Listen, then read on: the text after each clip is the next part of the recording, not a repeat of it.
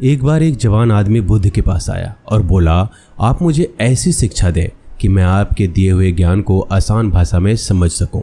बुद्ध ने उस आदमी से पूछा, क्या तुम्हारा कोई बेटा है? आदमी ने कहा, हाँ मेरा बेटा है। बुद्ध ने फिर पूछा, क्या तुम्हारे भाई का कोई बेटा है? आदमी ने कहा, हाँ मेरे भाई का भी बेटा है। बुद्ध ने फिर पूछा, क्या तुम्हारे पड़ोसी का भी कोई बेटा है? आदमी ने कहा, हाँ मेरे पड़ोसी का भी बेटा है। बुद्ध ने कहा, क्या कोई एक ऐसा इंसान है जिसे तुम पर्सनली नहीं जानते हो, क्या उसका भी कोई बेटा है?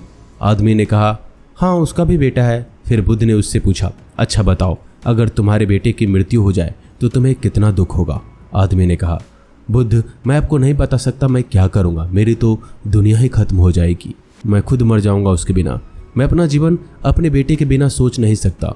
बुद्ध ने आगे पूछा, अगर तुम्हारे भाई के बेटे की मृत्यु हो जाए तो तुम्हें कितना दुख होगा? आदमी ने कहा, मुझे बहुत दुख होगा, लेकिन उतना नहीं जितना मेरे बेटे के मरने पे होगा। बुद्ध ने आगे फिर पूछा, अगर तुम्हारे पड़ोसी के बेटे की मृत्यु हो जाए तब तुम्हें कितना दुख होगा? आदमी ने कहा, मुझे तब भी दुख होगा, लेकिन मेरे भाई के बेटे की मृत्यु से कम होगा। भगवान बुद्ध ने फिर आगे पूछा, अगर उस अनजान व्यक्ति के बेटे की मृत्यु हो जाए जिसे तुम जानते तक नहीं थे, तब तुम्हें कितना दुख होगा? उस जवान आदमी ने कहा, तब मुझे बिल्कुल दुख नहीं होगा, क्योंकि मैं उसे जानता तक नहीं हूँ। फिर बुद्ध ने उससे पूछा, अब ये बताओ हमारा दुख किस पर निर्भर करता है? उस आदमी ने काफ़ी देर सोचने के बाद कहा कि हमारा दुख इस बात से निर्भर करता है कि हम किस चीज़ से कितने जुड़े हुए हैं, हम उससे कितना लगाव महसूस करते हैं और किस हद तक अपना मानते हैं, इस बात पर निर्भर करता है। बुद्ध ने कहा, बहुत बढ़िया। बुद्ध ने फिर उस आदमी से पूछा, अगर तुम अपने बेटे को समुद्र के किनारे ले जाओगे तो क्या वह उसकी रेत से नहीं खेलेगा? आदमी ने कहा, हाँ बिल्कुल खेलेगा। बुद्ध ने फिर पूछा कि अगर समुद्र से आने वाली लहरें तुम्हारे बेटे के बनाए घर को तोड़ देगी तो क्या वो रोएगा? आदमी ने कहा, हाँ वो तब रोएगा। बुद्ध ने पूछा, क्या तुम उसके साथ रोओगे? आदमी ने कहा, मैं नहीं रोऊंगा। बुद्ध ने पूछा, क्यों? आदमी कहता है, क्योंकि वह बच्चा है, उसे लगता है ये रेत का घर बहुत खूबसूरत है और हमेशा बना रहेगा। उसका घर से जुड़ा हो जाता है, लगाव हो जाता है, उसकी भावनाएं उस रेत के घर से रहती है, जबकि मैं जानता हूँ कि वह एक रेत का घर है और हमेशा बना हुआ नहीं रहेगा। कुछ समय बाद उसे लहरों से टूटना ही है। जब वो लहरों से टूटेगा तो मुझे दुख नहीं होगा। बुद्ध मुस्कुराए और बोले कि अब तुम समझ गए, अगर तुम इस ब्रह्मांड की सच्चाई को जानने की कोशिश नहीं करते तो तुम भी ऐसे ही चले जाते, तो तुम्हें भी इस रेत के घर के टूटने का दुख होता। तुम में और इस रोने वाले बच्चे के बीच कोई फर्क नहीं रह जाता। इससे बुद्ध हमें बताना चाहते हैं कि दोस्तों, हमें लगाव कम से कम रखना चाहिए, यानी कि किसी को भी खुद से ज़्यादा मत जोड़ो, क्योंकि इस दुनिया में कोई भी चीज़ हमेशा के लिए नहीं होती। इस दुनिया की हर एक चीज़, हर एक इंसान नश्वर है। हम उनसे जब जुड़ जाते हैं तो खुद को जोड़ लेते हैं, और जब वो हमें छोड़कर चले जाते हैं तो हमें बेहद दुखी होता है। ये वो रहस्य था जो बुद्ध जान गए थे। शांति पाने का केवल एक ही रहस्य है, लगाव का ना होना, क्योंकि इस दुनिया में सब कुछ एक भ्रम है, नश्वर है। आप इस भ्रम से खुद के लिए क्या चुनते हैं ये आप पर निर्भर करता है। जितना ज़्यादा आप ज्ञान को अर्जित करेंगे उतना ज़्यादा आप बुद्धि विवेक से समझ पाएंगे और अपनी ज़िंदगी को जैसा देखेंगे वैसा ही वह बन जाएगी। ये कहानी है दो भिक्षुकों की। बौद्ध भिक्षु जिससे एक बूढ़ा था और दूसरा युवा, दोनों शाम को गांव से भिक्षा मांगकर वापस लौट रहे थे। आश्रम से कुछ दूर पहाड़ी से एक नदी बहती थी। वहीं पर एक जवान स्त्री खड़ी थी। उसे भी नदी पार करनी थी, लेकिन उसे पार करने में डर लग रहा था। वह उस नदी की गहराई से अनजान थी। तभी वहां से दोनों भिक्षु भी गुजर रहे थे। बूढ़ा भिक्षु आगे चल रहा था, तभी उसकी नज़र उस स्त्री पर पड़ी। वह देखकर समझ गया कि स्त्री को मदद चाहिए। उसने सोचा कि वहां जाकर उसे नदी पार करा दे, लेकिन जैसे ही उसने उस स्त्री के हाथ को छुआ, उसके अंदर बरसों की बसी वासना जग गई थी। स्त्री को छूते ही उसके कन कन कांपने लगा।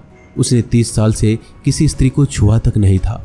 उस स्त्री को छूने के नाम से ही उसके मन में कई तरह के ख्याल और वासना आ रही थी। तभी उसने सोचा कि छी छी, ये कैसी गंदी बात सोच ली, मेरी इतनी सालों की साधना भंग हो जाएगी। मुझे क्या मतलब कोई नदी पार करे या ना करे, मैं अपने 30 वर्षों की साधना इस लड़की पर लगा दूं? बिल्कुल नहीं।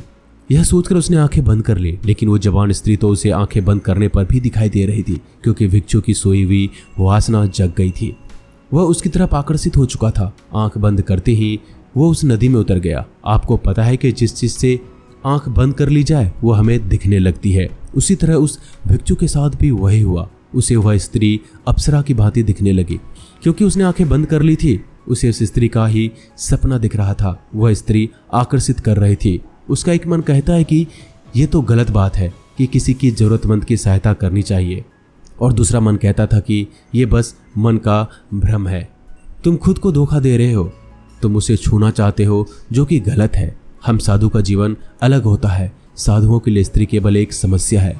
नदी के घाट पर उस साधु का मन अशांत रहता है और वह दो हिस्सों में बढ़ जाता है। एक तरफ उसका मन उसे उस लड़की की तरफ आकर्षित करता है, वहीं दूसरी तरफ उसे दूर जाने की सलाह देता है। वह लड़की जो वहाँ खड़ी है, उसे कुछ पता नहीं होता कि साधु के मन में क्या चल रहा है और क्या नहीं। वह तो मदद के इंतजार में किसी का इंतजार करती है ताकि कोई उसे नदी पार करा दे।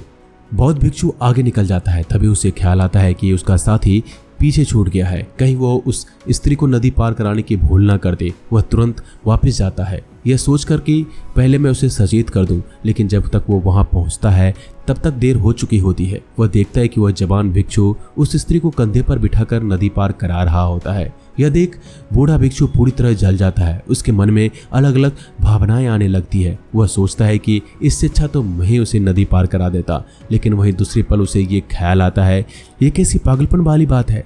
मैं उस औरत को अपने कंधे पर लूं, 30 साल की अपनी साधना नष्ट करूं, कभी नहीं।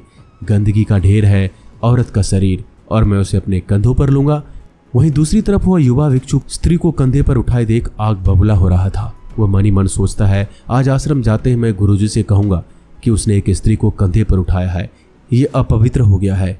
ये युवा सन्यासी पूरी तरह से भ्रष्ट हो गया है। इसे आश्रम से बाहर निकालो। तब युवा भिक्षु उस स्त्री को नदी के दूसरे छोर पर उतार देता है और दोनों भिक्षु वापस जाने लगते हैं। वह दोनों रास्ते भर बात नहीं करते हैं। जब दोनों भिक्षु आश्रम के पास पहुंचते हैं तब बूढ़ा भिक्षु कहता है कि याद रखना, मैं गुरु से कहूंगा कि तुम अपवित्र हो चुके हो। तुमने उस जवान स्त्री को कंधे पर क्यों उठाया? यह सुन युवा भिक्षु चौंक जाता है और कहता है, स्त्री, उसे तो मैंने नदी किनारे उठाया था और वहीं छोड़ भी दिया, लेकिन ऐसा प्रतीत होता है कि आप उसे अभी भी ढो रहे हो, जबकि आपने उसे उठाया भी नहीं था। फिर भी आप उसके बारे में सोच रहे हैं। आपके दिमाग में वही है। मैं पिछले कुछ देर से देखकर सोच रहा था कि आप किस ध्यान में खोए हुए हैं, लेकिन आप तो उस औरत को नदी पार करा रहे थे अपने मन ही मन में। अतः दोस्तों, इसी तरह हमारे जीवन में हम उन्हीं पुरानी बातों और चीज़ों को लेकर ढोते रहते हैं, जो गलतियां हम करते हैं, जिनको लेकर हमारे अंदर लड़ाइयाँ चल रही होती है और हमें मालूम तक नहीं होता कि हमारी पुरानी मानसिक सोच को लेकर चल रहे हैं। हम ये देख नहीं पाते कि हमारे साथ क्या चल रहा है। अगर आपको आगे बढ़ना है, ऊपर उठना है, तो आप अपने आप को जितना हल्का कर सके हल्का कर लो। हम सब अपने आप को दबा रहे हैं और दबा हुआ घाव पीड़ा देता है। उस घाव के कारण हमें चीज़ें दिखाई देने लगती है, जिनकी लड़ाई हमारे भीतर चल रही होती है। सारा संसार दर्पण बन जाता है। ये दमन की लंबी धारा हमारे व्यक्तित्व को तहस नहस कर देती है। इस जीवन के सारे सूत्रों को जहर से भर दिया है, जो हमें बर्बाद कर देते हैं। इसलिए हम आपसे कहना चाहते हैं कि खुद को हमेशा दबाव से बचाना, क्योंकि दमन से भरा इंसान खुद को भी जान नहीं पाता है और वहीं रुक जाता है।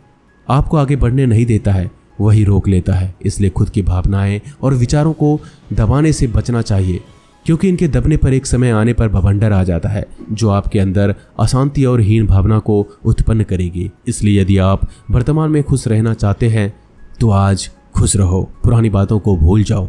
दूसरों के सामने अच्छा बनने के लिए खुद को मत दबाओ। आप जैसे हैं वैसे बनकर रहें, क्योंकि आप वैसे ही अच्छे हैं।